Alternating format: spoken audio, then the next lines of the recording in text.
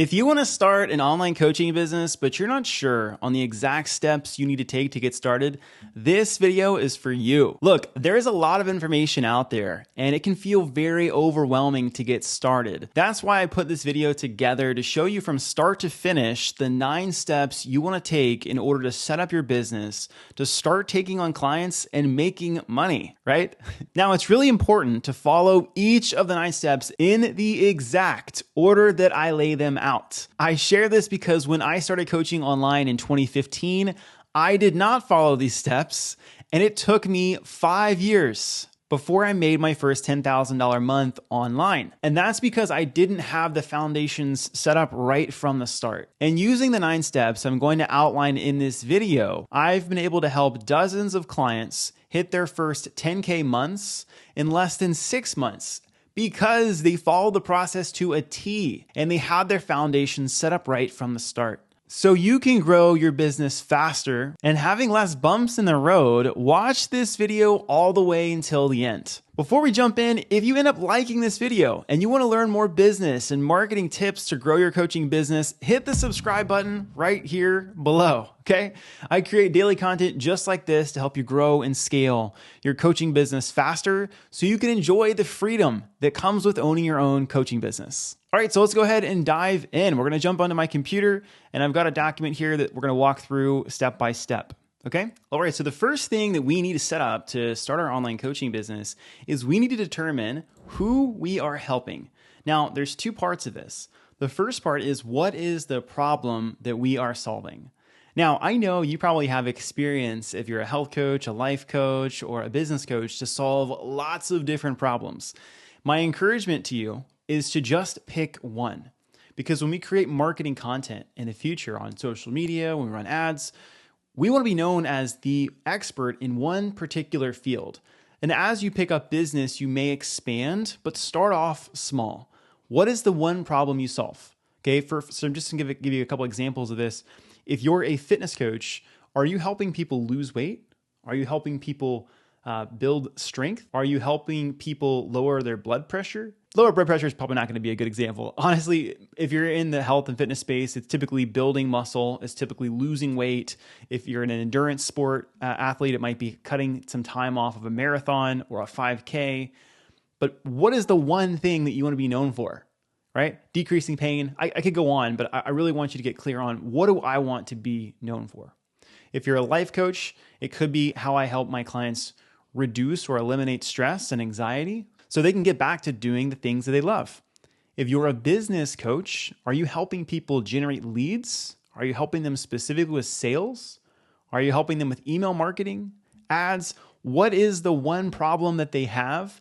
And brand yourself to that. It's going to be so much easier if you do that. Second part to determining who we help is the niche, right? I'm sure you've heard by now, riches are in the niches, right? And it's kind of cheesy, but it's accurate, right?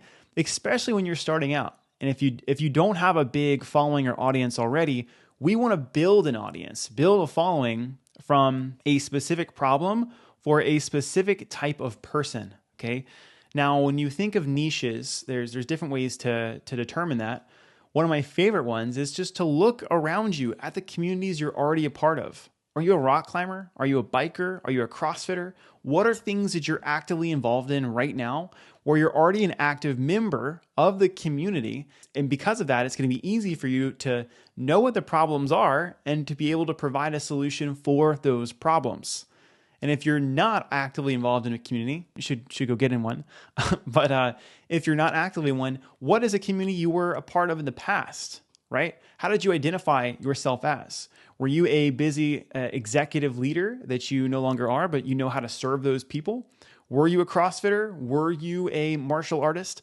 What were different groups you've been a part of in the past that you can now serve with the skill set you have?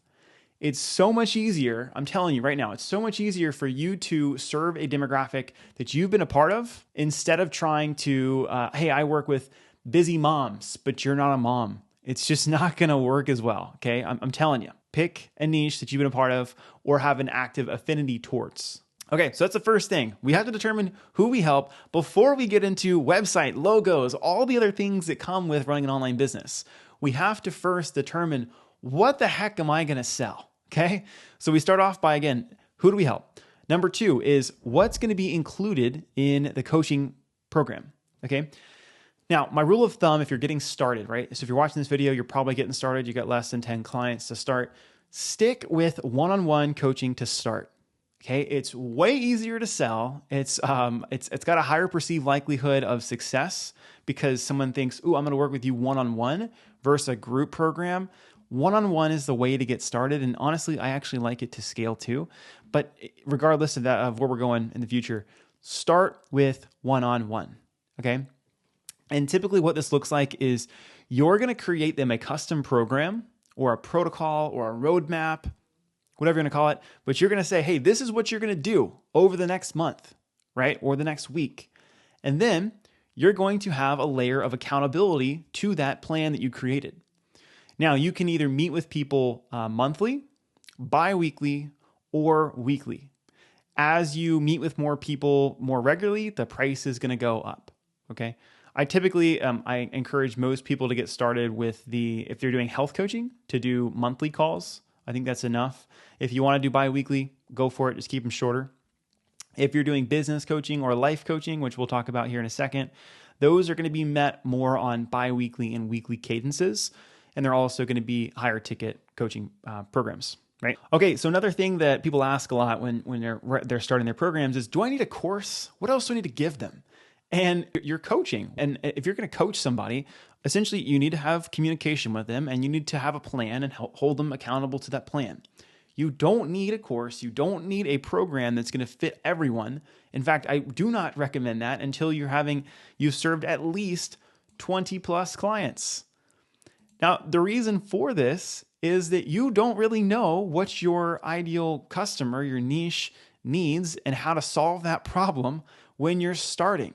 Okay, when you're starting and you're getting your feet wet and you've served less than 20 clients, you can't build a program that's going to be from start to finish on how to get the result if you haven't done it with enough people. You may have done it yourself, which is great. That's what we're all going to start somewhere, right? We've done it with ourselves, maybe some friends and family. But now that we're going to make this a business, we need more experience before we can package something into a program. So you don't need a program to get started, okay, or a course to get started, which leads us to the next thing, okay? So far, we've determined who we help, what's included in the program, and then the next thing that we want to have set up is, what is our pricing going to be? How are we going to charge for the services that we deliver? And here's just some general rules of thumb for the main three categories of coaching that we see in the space. If you're a health coach, we want our coaching programs to be between $350 and $500 a month. Okay. Again, health coaching here, most of this is going to be either monthly or bi-weekly calls. I mean, I have some coaches that don't do calls at all and they still charge in this range. Okay. When you're getting started, I'm going to highly suggest doing at least one call a month because it's going to give you real-time feedback and data on how can I make this program better. Okay. So $350 to $500 if you're a health coach. If you're doing life coaching, you're probably going to do bi-weekly or weekly calls.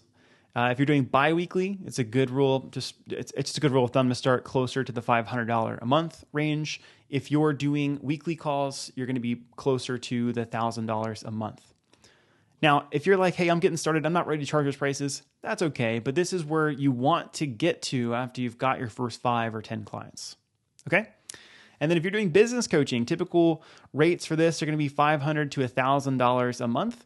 And again, for this one, you're going to be meeting either bi-weekly or weekly to start. I typically recommend weekly to start to hold people accountable to doing the things so they can get a faster return on their investment.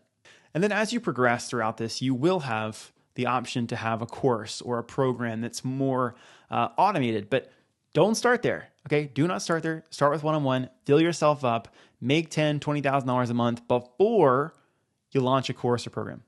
Okay. All right. So the first 3 things that we've already set up here, we know who we're serving, we know what it's going to look like, and then we also know the price. We did all of that before we get to the next stage here of setting up an LLC. Okay. I'm honestly, sometimes when I put this in here, I'm questioning if I should just not include it, but I didn't want to do that for this one because it is important. Okay. It's important to have the legal stuff set up right away from the start, especially as you start getting into taking payments and like having agreements and contracts and all that stuff, which we'll get into later on in this video. But it is good to have this. And honestly, it only takes 30 minutes to set up. Okay. But I want to also mention that I put all of this stuff here before because sometimes this is the first thing people do is they want to go and get an LLC. Like, I got to get an LLC. I got to get my bank. I got to get my logo. I got to get all these things. And those don't matter if you don't have a product or an offer to sell. With anybody I've ever worked with is before we get to all this stuff, we'll get there. What are we going to sell? Is it going to work? How are we going to price it? Does that match what you actually want to do with your free time in life? If it does, cool. Then we'll continue. Okay. So once we've gotten clear on what we're going to sell, like I said, the next thing is setting up an LLC. You can go to Legal Shield. So I actually have this pulled up over here, or sorry, Legal Zoom. Legal Shield's another service. But if you can see here, this allows you to just file for zero. Like you can file for $0 and just pay your normal state filing fees. Now, be on the lookout. They will try to upsell you onto the pro version and premium and blah, blah, blah. You don't need that. Like a basic is fine. If you don't want to go through one of these like LegalZoom, Legal Shield, you can just go to your like I live in Texas. I could go to the Texas State Department and I could go and file there and just fill out the paperwork there, totally free. Okay. I mean, not free. I still have to pay for the filing fees, but all in all, like typically filing fees are less than $100. It's not much, right? If you have an accountant or you have an attorney, they can do it for you, but you're going to pay probably $500 to $1,000 for their time. So I encourage you to use a software like LegalZoom or something like that to where it's pretty plug and play. Okay. So this doesn't take a long time, man. If you're like, oh, I started a business, everybody, the whole world, like it takes 30 minutes. I have multiple LLCs that I've set up to protect myself legally. So I encourage you to do that before you start accepting payments.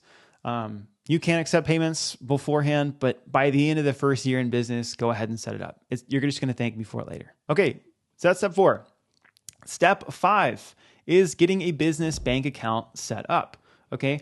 Now, a rule of thumb for the business bank accounts is that we want to find banks that do not have a minimum balance because we're going to want to have eventually multiple bank accounts inside of the bank account, right? So we might have multiple checkings, multiple savings. And what this allows you to do is you can save and have a tax account, right? So your money sits in that account. Don't touch it. It's just for taxes. You can have another one that's just a savings account. You can have another one that you pay yourself with. Okay. I've got 5 or 6 bank accounts inside my business and I have another 5 or 6 in my personal. I like organization and structure, and that's a way that helps me do that. And only way I can do that is by having a bank account or when I say bank account, like I have a bank that allows me to have multiple accounts with no minimal fees. So the best place to find those are going to be community banks. Community banks are great. I use Beacon Community Bank. It's out of Charleston, South Carolina. That's where I'm from. I live in Texas, but my bank accounts are still over there. You guys can check them out too. Beacon Community Bank. Okay. Yeah. And tell them I sent you if you do. Okay. So that's step 5. So far we have clarified of what we're selling. We've set up our 2 big legal entities or things that allow us to do business. And we're going to continue. Okay. So the next thing that we're going to want to have set up is a payment processor. This is what's going to allow us to take payment from somebody on the internet or somebody in person. It doesn't matter what it is. Our favorite payment processor is Stripe. The reason for that is I can set up recurring billing, and it plugs into almost every website software that is out there. Most like sales funnels, all of that stuff, they all typically plug back into Stripe. And this is also really huge. I made another video on this. It's somewhere on this channel. I'll probably link it somewhere over here. But it also gives you the ability to use Affirm. Okay. And Affirm is a financing company. It's the same financing company that Amazon uses. So we've had some clients that come to us and say, hey, Matt, I really want to start a business, but I don't have the cash or that amount of money to invest right now. We say, hey, no problem. Okay. We do give payment options, but let's say they can't meet those payment options either. Then we'll say, hey, no problem. We're partnered with Affirm. It's a financing company that allows you to pay 6 months, 0% APR, or if you need to finance it longer than 6 months, you can do that through Affirm all the way up to like 36 months, and it can knock down the payments to very little. Like some of our clients that do coaching, the Affirm 36-month payments knock down the coaching to less than like $75 a month. Now, ideally, like, someone's going to pay that balance off before 36 months, but if they're in a tight spot and they have good credit, you can use Stripe with Affirm. This has been a game changer because Affirm will then pay you in full for the total contract amount. So let's say that your coaching program is $500 a month and they did 4 months. Well, that's $2,000. And Affirm will pay you all up at once, that $2,000 that you can then reinvest back into the business. I love this. Again, I huge fan of Stripe. Okay, Stripe, it doesn't cost you anything. It's just going to cost you a percentage of the total amount that's sent to your bank account. It's typically like 2 to 3%. Other alternatives for payment processors are going to be Wave and PayPal. PayPal and Wave both will allow you to send invoices as well as have recurring payments.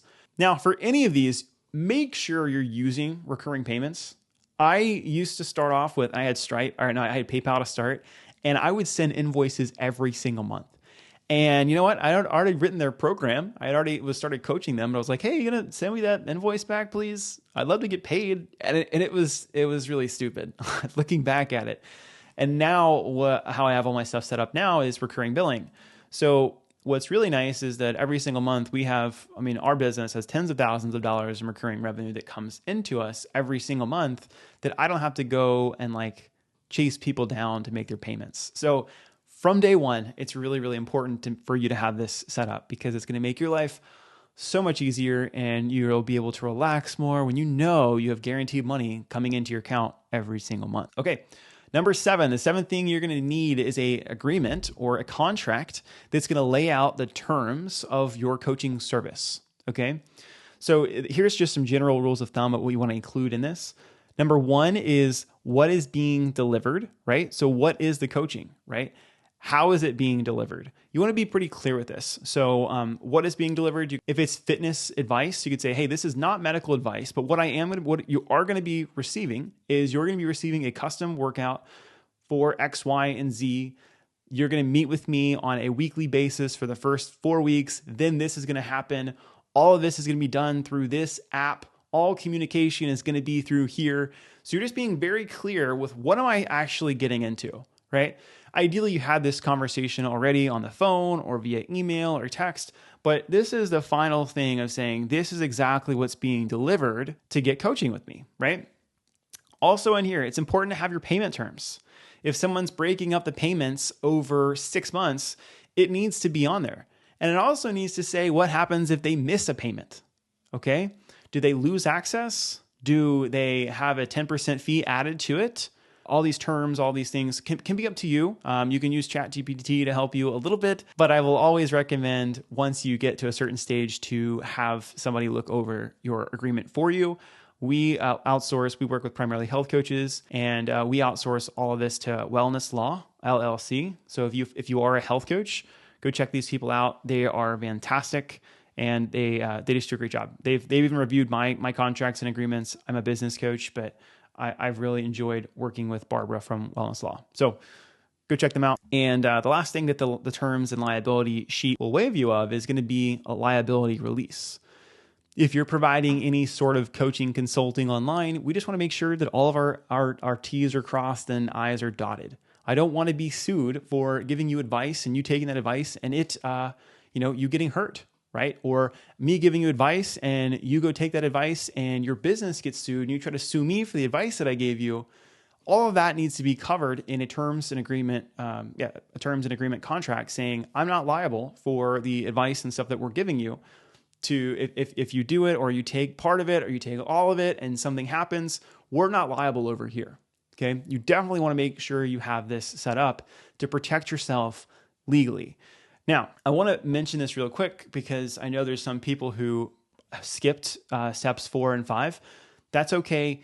If you haven't set up an LLC or you haven't set up your business bank account, you can still have an agreement and a contract for an individual. Still do this. If you don't have an LLC, still make sure you have a terms and agreement contract. Just have it be in your name, okay? Have it be in your name. And the same goes for the payment processor, which I mentioned up here in step 6. If you don't have a business bank account, totally fine. You can still send it to your personal account.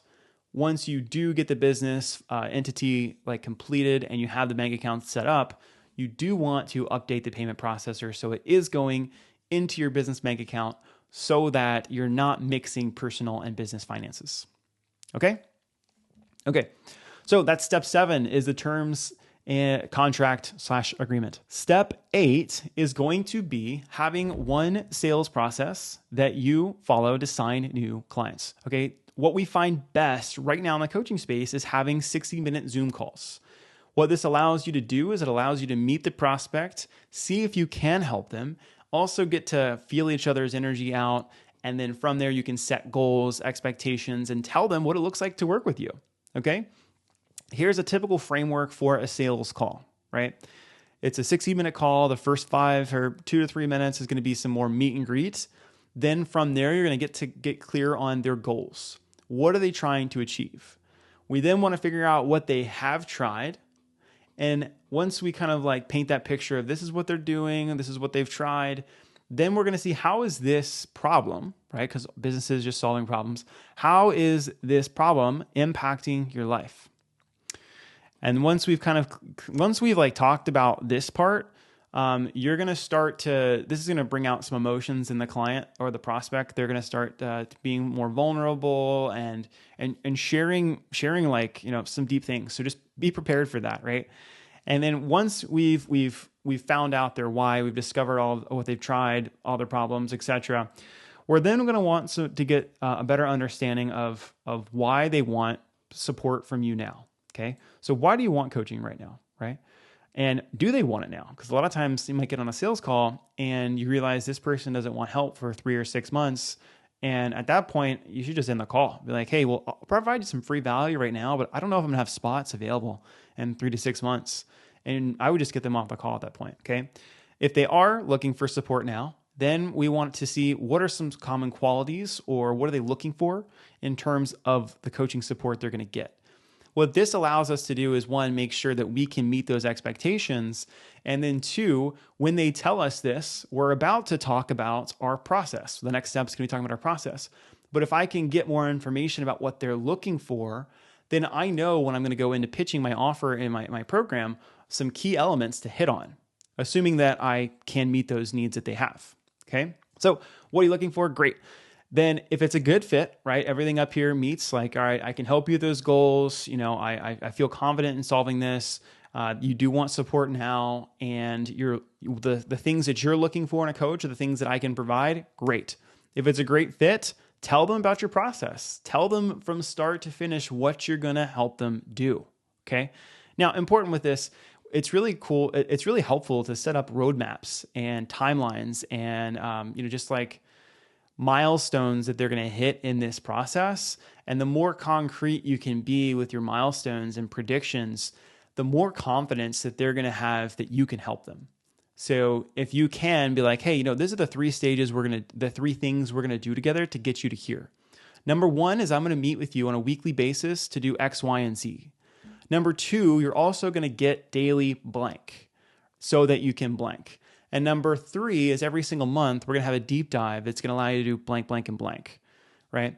There's just an example, but whenever you pitch that process, giving them roadmaps, giving them expectations, and then also hitting on the things that they talked about here of what they're looking for in a coach and what they've tried before, we want to make sure that we don't just tell them, hey, we're going to do exactly what you tried before and it didn't work. We're just going to do it again and it's going to be great. Right? We want to make sure that our pitch is going to really land based off what they told us. So really the first 30, 40 minutes is you listening, and the last 10, 15 is you actually talking and sharing, this is what we're going to do together, right? Now, once you have told them the process, it's important to get confirmation that that is the process that they want and that looks good and they believe they could follow and get the result from.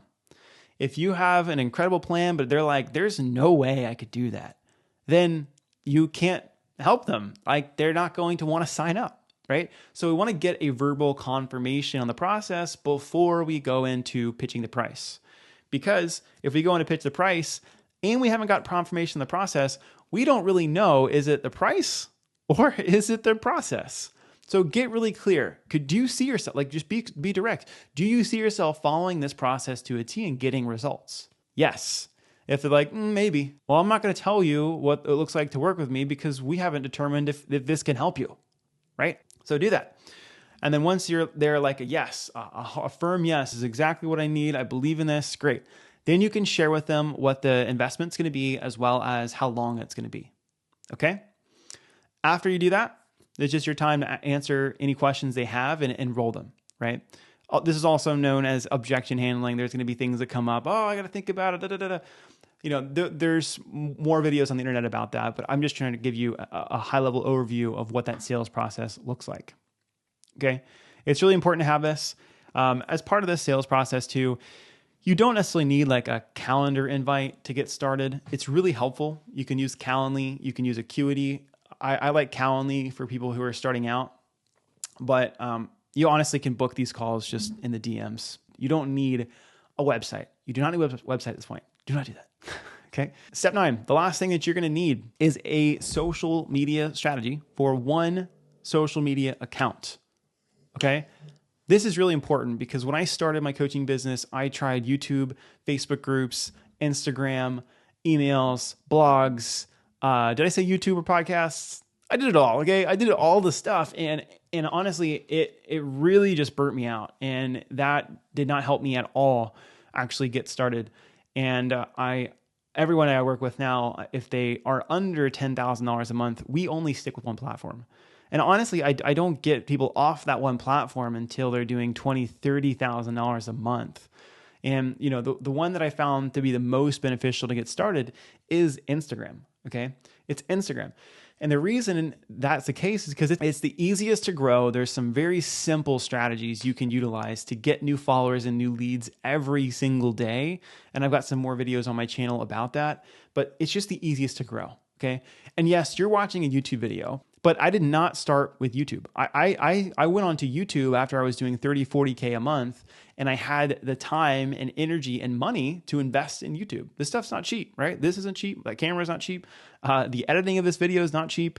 In total, it costs us about $1,700 a month to make really good, high quality YouTube videos. You don't need any of that to get started on Instagram or Facebook. You can just use your phone and make really good content. And anyone who follows you or friends you, you can DM them, have a conversation, and invite them to a call. It's as simple as that. And when you have no one else to message and invite to calls, then we can run some very, very, very simple low budget ads to get you more leads and more followers on those platforms. Okay? So Instagram is my favorite. Facebook's my second favorite. If you have an older demographic, you can use Facebook. It will work just as well. Okay. Yeah. Once you have that account, the whole goal here is just posting one piece of content a day for 365 days. Post consistently, and it doesn't really matter if your posts are meant for reach or trying to go viral. All we're trying to do here is provide as much free value to the marketplace, aka the audience, as possible. And a percentage of those people will engage, will share, will follow you. And those are the people that you can reach out to have genuine conversations with. Okay. And lastly, I've kind of mentioned it throughout this, when I'm talking about social media, is reaching out to new people, right? Any new followers you get, send them a message. Anyone who's liking, engaging, commenting on your content, send them a message. And if you have nobody who is engaging in your content or new followers, you can use your social media account to network with new people, right? You can friend new people. You can follow new people. You can send messages being like, hey, I see you're also in this space. I'd love to connect. But the more messages you can send and the more connections you can make, the more opportunities you're going to have to help people, okay? Because that's what we're all in this, right? We're starting a coaching business, yes, because we want to make money, have a life of freedom, but ultimately, if you're getting into coaching, you want to help people. And if you don't want to help people, this is not the profession for you, right? Okay, so to close this thing out, these are the 9 things that you need in order from start to finish to start a successful coaching business. Number 1, we have to identify who it is that we're helping. Number 2, we have to identify what's included in that coaching program. Number 3, what's it priced at? Number 4, create an LLC to protect us. Takes 30 minutes. And the name of it doesn't matter either. Okay. I know you're going to be like, oh, I have to have the LLC business name be my name. It doesn't. Mine is Peak Fitness Consulting, which is like my OG fitness business. Okay. Number 5 is you want to create business bank accounts. Do it at a community bank that allows you to have minimum balances so you can have multiple accounts. Number 6, you want a payment processor so you can take payments. Number 7, you want a contract or agreement to protect yourself legally. Number 8, you want a bulletproof sales process that you can just repeat every single day to sign new coaching clients. And number 9, you just need one social media account and one strategy to repeat and post every day for 365 days and reach out to all people who engage in your content. That's it, okay? Notice in here, I did not mention anything about a website, a logo, or a program name. It doesn't matter. Honestly, you have to prove to yourself and to the market that you can create content for at least 6 months, and not fall off.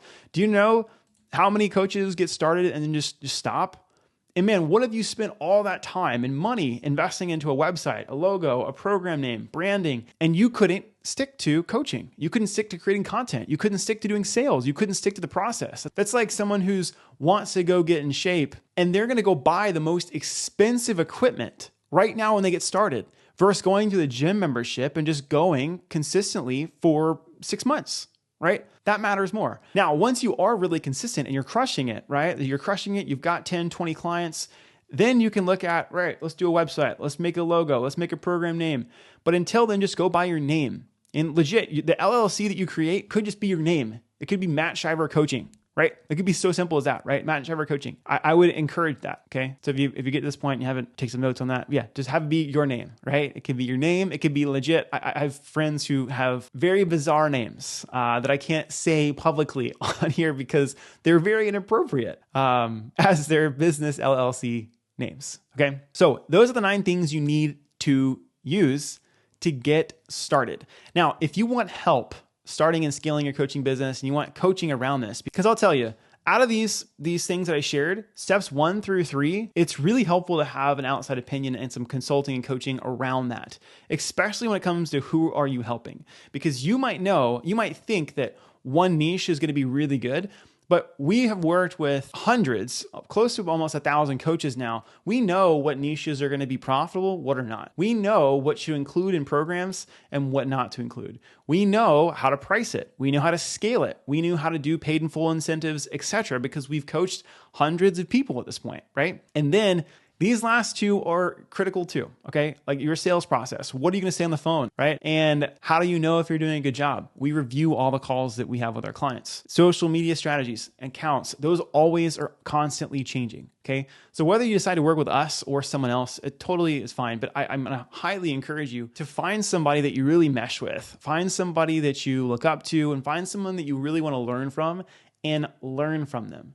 Invest in mentorship, invest in coaching. Okay. My coaching business does over 7 figures a year now. But guys, when I started, like I said earlier in this video, it took me 5 years before I made my first 10K month. And now I have clients that consistently are able to hit that milestone in less than 6 months of starting their business. And they don't have big followings. No, they just have mentorship and they have accountability and they have strategies that work. And we just push them and say, hey, go do the thing, go show up, go use the strategy. And if you do that, you're going to start having people coming to you, okay?